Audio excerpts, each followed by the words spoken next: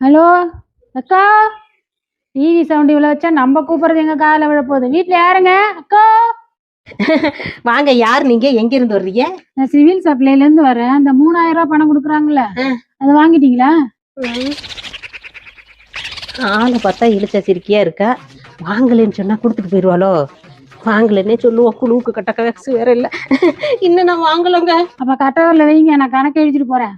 அங்க வந்து ஆபீஸ்ல வாங்கிக்கிங்க. இந்தாங்க. இந்த விரல் இல்ல, கட்ட விரல வைங்க. ஏங்க, ஓட்டு போடும்போது மைய இந்த விரல்ல தானே தடவுறீங்க. ரேக இந்த விரல்ல வச்சா ஏன் ஒத்துக்காதான் என்ன? மிஷின் கட்ட விரல் வச்சாதாம்மா பணம் கொடுக்கும்.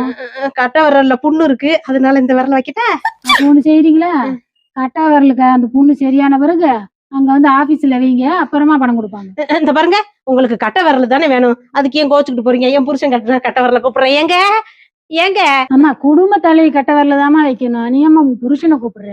ஏங்க, ஓட்டு மட்டும் ஒரு குடும்பத்துல 5 பேர் இருந்தாலும் 5 பேர் ஓட்டு போடுங்கிறீங்க. ஆனா ரேஷன் கடைக்கு மொத்தமா 3000 ரூபாய் கொடுத்தா எப்படி கட்ட முடியாது? என்ன நியாயம்? இந்த நியாயத்தெல்லாம் நீங்க அங்க வந்துதான் கேட்கணும். 3000 ரூபான்னு அறிவிச்ச அன்னைக்கே போய் வாங்கிருக்கும் போல. இது என்னமோ வாங்கலன்னு நம்மள ஏமாத்த பாக்குது. நான் எத்தனை பேரை பார்த்திருக்கேன். ஆத்தே, ஆளை பார்த்தா இழிச்சாச்சிருக்கீன்னு நினைச்சேன். வாய் வண்டலூர் வரைக்கும் போகும் போல. அது சரி, எல்லாம் சாந்தா மாதிரி பச்சை மண்ணா இருப்பாங்களா? இந்த மனுஷன் என்ன பண்றா? மனுஷன் யோ, டீய போட்டியா என்ன? எவ்வளவு நேரம் அந்த காப்பி தண்ணிக்கு இருந்துட்டு இருக்காது?